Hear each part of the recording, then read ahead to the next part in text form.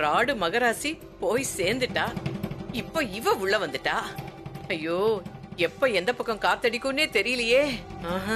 இப்ப இருக்கிற மாதிரியே 2 நாள் வாயை முடிக்கிட்டு பேசாம இருந்துட்டு அப்புறம் அதுக்கப்புறமா என்னன்னு பாக்கலாம்.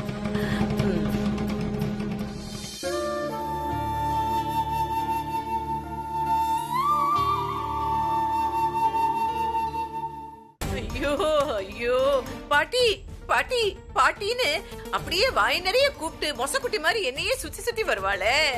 படுபாதகி படுபாதகி, இப்படி என்ன விட்டுட்டு பொட்டுன்னு போயிட்டாளே. இந்த ஆனந்த் பயலுக்கு பெரிய தியாகி நினைப்பு. கொலைப்பழிய ஏத்துக்கிட்டு அப்படியே பாவம் அந்த மீனாட்சி அம்போன்னு விட்டுட்டு ஜெயிலுக்கு போயிட்டானே. நான் எவ்வளவு கனவு வச்சிருந்தேன்.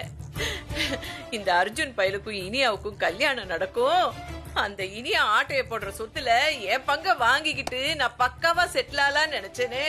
ஐயோ, இந்த வளசர வாக்கத்துல பெருசா பிரியாணி கடை வச்சிடலான்னு நினைச்சேனே. இப்ப சின்னதா ஒரு பொட்டி கடை கூட வைக்க முடியாத நிலைமைக்கு ஆளாயிட்டேனே. ஆமா, இனியா புருஷனை கட்டி போட்டோமே, அவன் கூட போன் பண்ணான்னு அந்த இனியா பொண்ணு சொன்னாளே. அவன் அந்த ரூம்ல தானே இருப்பான். முதல்ல போய் அவன் என்ன ஆனான்னு பாப்போம்.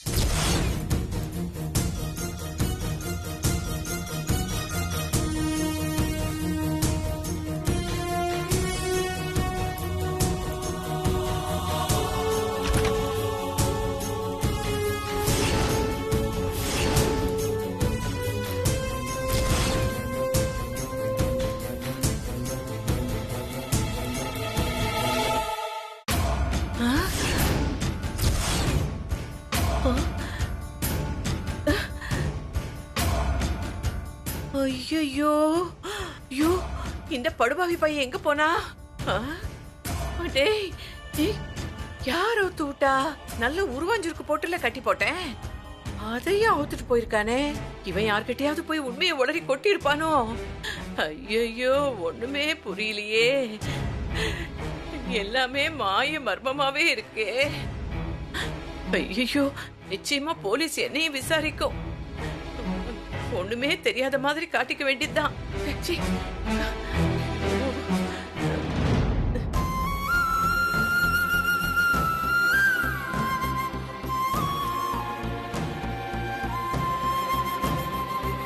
அக்கா, விளக்கேத்துங்க.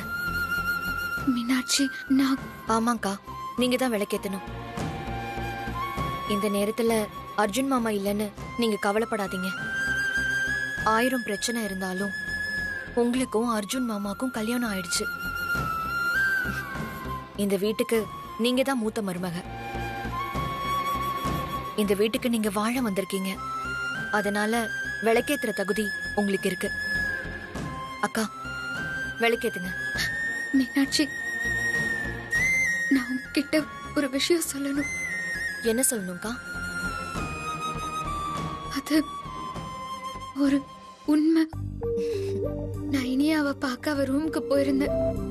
அங்க இனியா கல்யாணம் பண்ண அவளோட மேரேஜ் போட்டோ எனக்கு கிடைச்சது.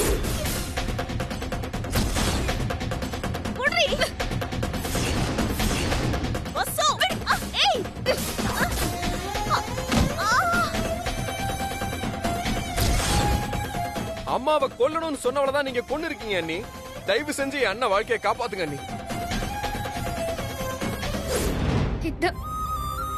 இதான் நடந்துச்சு. அக்கா, இதுக்கு மேல எதுவுமே நீங்க சொல்ல வேண்டாம். எனக்கு எல்லாமே தெரியும். ஆனந்த் எல்லாமே சொல்லிட்டாரு. மீனாட்சி, எவ்வளவு பெரிய விஷயம் சொல்ற, இவ்வளவு சாதாரணமா சொல்ற. என் மேல உனக்கு கோபம் வரலையா? நான் தான் ஜெயிலுக்கு போயிருக்கணும். எனக்கு பதிலா ஆனந்த் போயிட்டாரு. பெரிய பாவம் பண்ணிட்ட மீனாட்சி. அக்கா, நீங்க அழாதீங்க. நானும் ஆனந்தும் அப்படி நினைக்கவே இல்ல. தப்பான ஒருத்திய கலை எடுத்திருக்கீங்க, அப்படிதான் நாங்க நினைக்கணும். அவளை பத்தி எனக்கு முன்னாடியே தெரியும்க்கா. நீங்க விட்டு கொடுத்து காட்டின பெருந்தன்மை இந்த வீட்ல அவ சுதந்திரமா இருந்தா. ஆனா விருந்தாளியா மட்டும் இருக்க வேண்டியவ வீட்டுக்காரியா ஆகணும்னு நினைச்சது ரொம்ப தப்புக்கா. அந்த தகுதி அவளுக்கு இல்லவே இல்ல. அத அத்தையும் அர்ஜுன் மாமாவும் புரிஞ்சுக்க தயாராவே இல்ல. அவ மட்டும் அர்ஜுன் மாமாவை கல்யாணம் பண்ணிருந்தா, இந்த வீட்டுக்கு மருமகளா வந்திருந்தா என்ன நடந்திருக்கோன்னு நினைச்சு பார்க்கவே ரொம்ப பயமா இருக்குக்கா. அதுக்குன்னு அவ சாக கூடாது மீனாட்சி. ஆவோ இனியா, நான் தான் அவசரப்பட்டுட்டேன். எல்லாத்துக்கும் காரணம் நான் தான். இப்போ ஆனந்த் ஜெயிலுக்கு போயிட்டாரு.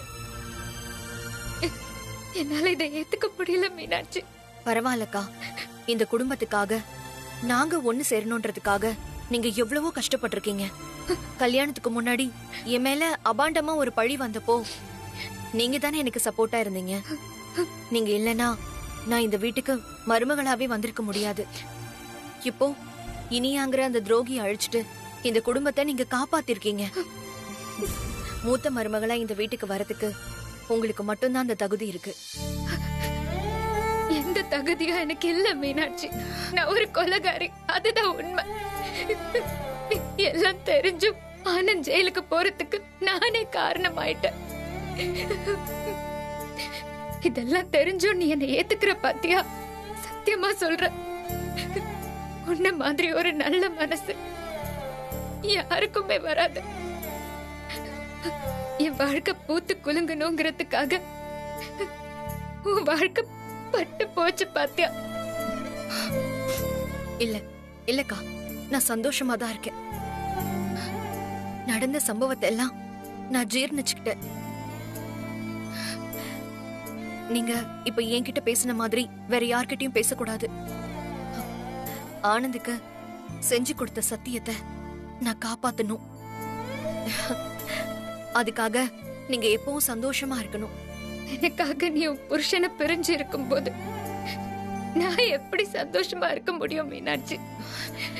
இல்லக்கா, இப்ப வேணும்னா நாங்க பிரிஞ்சிருக்கலாம். ஆனா மனசளவுல ஒன்னாதான் இருக்கும். என்னை பொறுத்த வரைக்கும் இந்த குடும்பத்தோட நல்லதுக்காக அவர் தன்னையே தியாகம் செஞ்சிருக்காரு.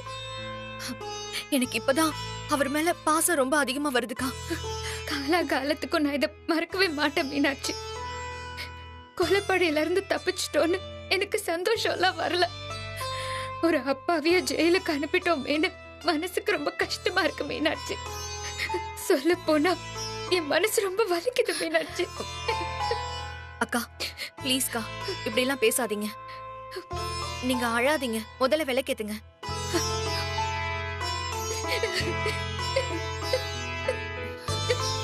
அக்கா நான் சொல்றேன்ல, விளக்கேத்துங்க, அழாதீங்க. அதுதான் ஆனந்தோட ஆசையும். ஏத்துங்கக்கா.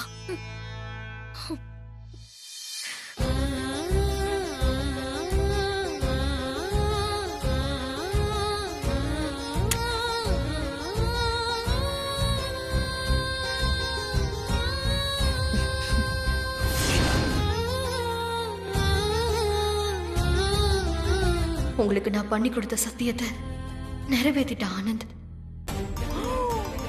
அடியே அடியே, உனக்கு எவ்வளவு கொழுப்பு இருந்தா இந்த குடும்பத்தோட விளக்கு அணைச்சதும் இல்லாம சாமி கும்பிடுறியா? வந்து விளக்கேத்துறியா? நீ நாசமா போயிடுவடி. பிளான் பண்ணி இனி அவ போட்டு தள்ளிட்டு அப்படியே நல்ல புள்ள மாதிரி நடிக்கிறியாடி நீ. வேணா பிடிச்சவளே, நாசக்காரி. உனக்கு நாக்குல மட்டும் விஷம் இல்லடி, உடம்பு முழுக்க விஷம் தாண்டி பாவி. பாக்குறேன்டி, பாக்குறேன் நீ எப்படி இந்த வீட்டுல சந்தோஷமா இருக்கேன்னு நான் பாக்குறேன். இப்பவே நான் முதலாளி மட்டும் போய் சொல்றேன். இரு வர.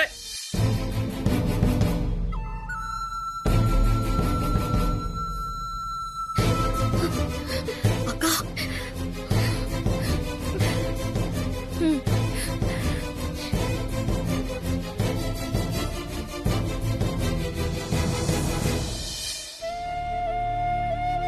கடவுளே, மனசறிஞ்சு நான் எந்த தப்பையும் பண்ணல. ஆனா என்னால நடந்த கொலைக்காக ஆனந்த் பழிய ஏத்துக்கிட்டு ஜெயிலுக்கு போயிட்டாரு. அப்பாவி மீனாட்சி வாழ்க்கை இதனால பாதிக்கப்பட்டிருக்கு. சீக்கிரமே ஆனந்த் ஜெயில இருந்து வெளியே வரணும். நாங்க எல்லாரும் சந்தோஷமா இருக்கணும். அதுக்கு நீதான் உதவி செய்யணும். அக்கா, உங்க நெத்தியில குங்குமம் எடுத்து வச்சுக்கோங்க.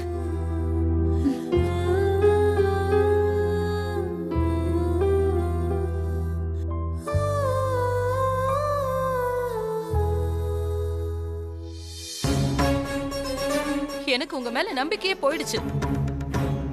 இனியாவோட ஜாதகத்தை பார்த்து நீங்க என்கிட்ட என்ன சொன்னீங்க? இனியாதான் என் வீட்டுக்கு மருமகளா வருவா, குடும்பம் தழைக்கும்னு சொன்னீங்க. ஆனா அப்படி நடக்கவே இல்லையே சாமி. இப்போ இனியா உயிரோடவே இல்ல. என்னம்மா சொல்றீங்க? ஆமா சாமி, இனியா செத்துட்டா. அந்த கொலை பழியில என் பையன் அநியாயமா ஜெயிலுக்கு போயிட்டான். அப்படி நடக்கிறதுக்கு வாய்ப்பே இல்லையே. இனியா ஜாதகம் கொண்டு வந்திருக்கீங்களா? இருக்கு சாமி. அது கொடுங்க.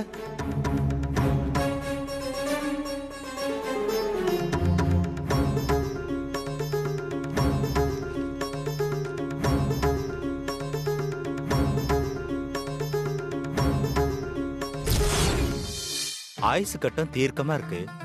8ல சூரியன், 4ல செவ்வாய், பெரிய இடத்துல வாக்கப்படுவான்னு இருக்கு. ஆனா இவங்க வேற ஏதோ சொல்றாங்களே. இங்க பாருங்கம்மா, என்னோட கணிப்பு இது வரைக்கும் தவறுனதே கிடையாது. நான் பாக்குற இந்த ஜோதிடம் மேல சத்தியமா சொல்றேன், இந்த ஜாதகக்காரங்களுக்கு ஆயுசு கெட்டி, சாகறதுக்கு வாய்ப்பே இல்ல. 90 வயசு வரைக்கும் இருப்பாங்க. நீங்க சொல்ற மாதிரி அல்பாயுஸ்ல போறதுக்கு வாய்ப்பே இல்லம்மா. செத்துட்டாலே சாமி. அம்மா, இந்த ஜாதகக்கார பொண்ணால உங்க குடும்பத்தோட மானத்தையே காப்பாத்த முடியும். இவளால பெருசா உங்க குடும்பத்துக்கு நல்லது நடக்கும். கட்டம் அப்படிதான் சொல்லுது. என் வார்த்தையை நம்புங்க நீங்க. வேணாம் சாமி, இனிமே இந்த ஜோசியம் ஜாதகம் இதையெல்லாம் நான் நம்புறதா இல்ல. ஒரு தடவை நான் நம்பி ஏமாந்ததெல்லாம் போதும். நீங்க தீர்க்க ஆயுசுன்னு சொல்றவ இப்போ செத்துட்டா. அமோகமா இருப்பான்னு சொன்ன என் பையன் ஜெயில இருக்கான். போதும் சாமி, நீங்க ஜாதகத்தை கொடுங்க. அம்மா, நான் திரும்பவும் சொல்றேன், இந்த பொண்ணாலதான் உங்க குடும்பத்தோட மானத்தையே காப்பாத்த முடியும். அதான் நடக்கும். போதும் சாமி, இனிமே நீங்க எதுவும் சொல்ல வேண்டாம்.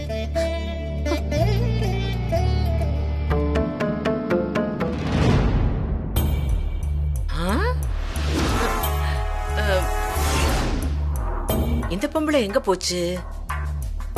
வீட்ல எங்கேயுமே காணுமே. வண்டியில போயிட்டு இருக்கும் போதே இப்படி இருக்கே.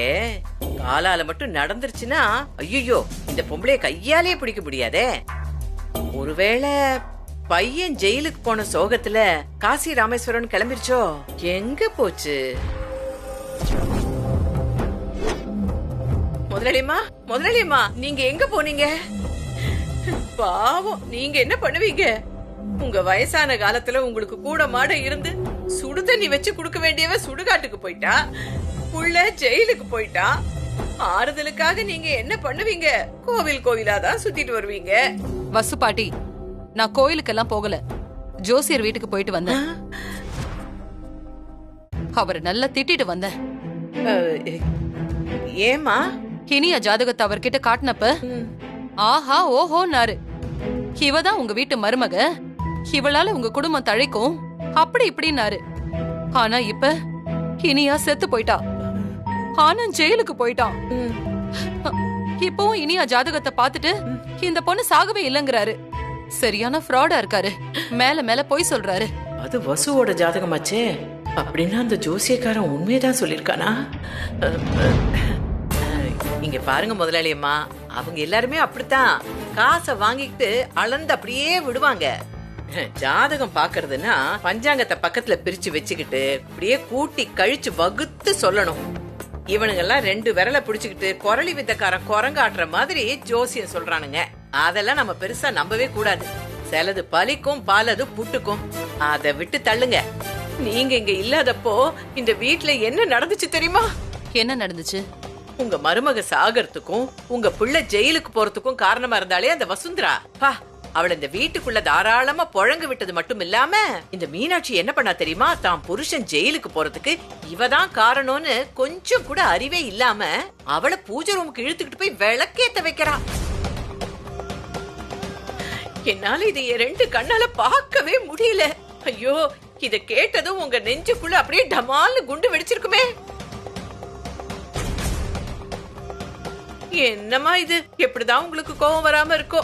எனக்கு கை காலெல்லாம் அப்படியே கரண்ட் ஷாக் கொடுத்த மாதிரி இருக்குது. வசு பாட்டி, நான் கோவப்படலன்னு உங்களுக்கு யார் சொன்னா? கோவத்தை வெளிக்காட்டிக்க முடியாத நிலைமையில இருக்கேன். நான் சொன்னதை கேட்காம, என்ன மதிக்காம அந்த மீனாட்சி அவளை வீட்டுக்குள்ள அழைச்சிட்டு வரா. இப்போ விளக்கேத்த வைக்கிறா. ம், ம்.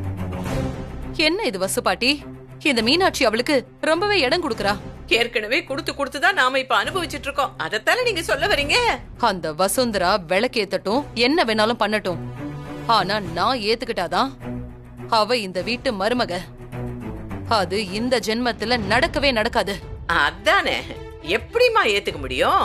உங்க புள்ள ஜெயிலுக்கு போறதுக்கு காரணமா இருந்திருக்கா அவ. ஆத்து மீனுனாலும் குளத்து மீனுனாலும் தொண்டையில குத்துனா முள்ளு முள்ளு தானே. அந்த கேடு கட்டவள நீங்க மருமகளா ஏத்துக்கவே கூடாது. ஆனந்த் வேற ஜெயில இருக்கான். இப்ப இந்த மீனாட்சிய எப்படி கண்டிக்கிறதுனே தெரியல. அவகிட்ட எதுவும் பேச முடியாத நிலைமையில இருக்கேன். இதை இப்படியே விடக்கூடாதே, ஊதி பெருசாக்கணுமே. அது வாஸ்தவம் தான் முதலாளியம்மா. பாவம் புருஷன் ஜெயில இருக்கான், நீங்க எதுவும் கேட்க முடியாதுதான். ஆனா கேட்க வேண்டியவங்க கேட்கலாம்ல. நீங்க யாரு சொல்றீங்க? எனக்கு புரியலையே. அதான் உங்க சம்பந்தி வீட்ல இருந்து சம்பந்தி ஐயாவும் மீனாட்சியோட அண்ணனும் வந்து கேட்கலாம்ல. நல்ல யோசனை தான். வசு பாட்டி, நீங்களே போன் பண்ணி நான் சொன்னதா விஷயத்த சொல்லி அவங்கள வர சொல்லுங்க. தோ தோ தோ தோ.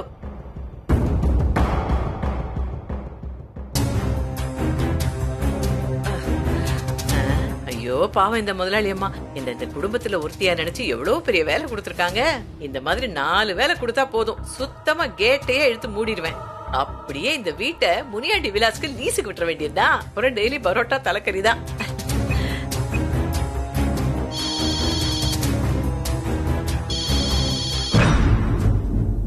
ஹலோ, ஜேகேஆர் ஃபேமிலியில இருந்து காந்திமதி பேசுறேன். சொல்லுங்கம்மா. வீட்ல ஏதாவது வில்லங்கம்மா? விசேஷமான கேக்குறதுக்கு பதிலா வாய் தவறி வில்லங்கமான்னு கேக்குறீங்க, அதானே? இல்ல, நீங்க பேசுறீங்களே அதான் கேட்டேன். ஆமா, இதெல்லாம் நல்லா வக்கனையா பேசுங்க. உங்க பொண்ண ஒழுங்கா வளர்க்காம விட்டுட்டீங்களே, அது இங்க தறிகட்ட ஆடுது. இங்க பாருங்கம்மா, மாப்பிள்ளை ஜெயிலுக்கு போன சோகத்துல நாங்கெல்லாம் உடைஞ்சு போயிருக்கோம். தேவையில்லாம ஏதாவது பேசுனீங்க அப்புறம் தாறுமாறாயிடும். எங்க பொண்ணு அப்படி என்ன பண்ணிட்டா?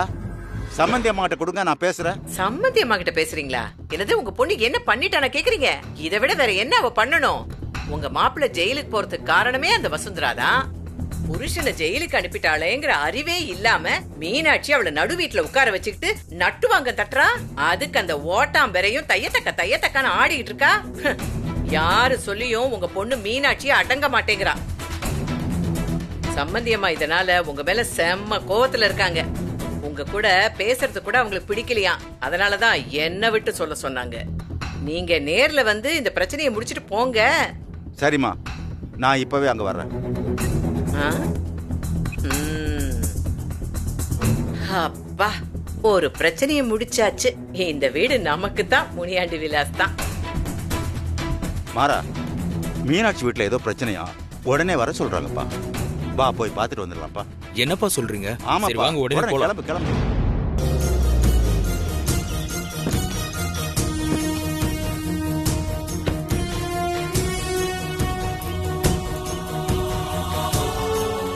அப்பா உள்ள போலாம். வா போலாம்.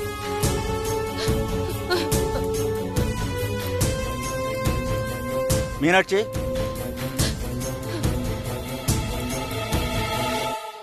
மீனாட்சி. முதலாளிமா சம்பந்தி. மீனாட்சி,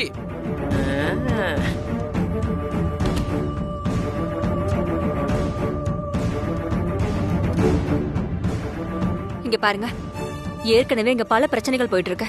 மனசளவுல நாங்க எல்லாருமே ரொம்ப நொந்து போயிருக்கோம். எதா இருந்தாலும் நீங்க கொஞ்சம் பொறுமையாவும் நிதானமாவும் பேசுங்க. வாங்கப்பா, வாங்கண்ணா.